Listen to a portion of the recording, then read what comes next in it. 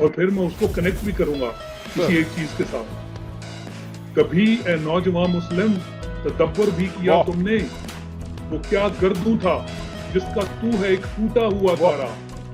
और फिर कहते हैं गवाह की हमने जो इस्लाफ से मीरास पाई थी, सरैया से ज़मीं पर आसमान ने हमको दे मारा।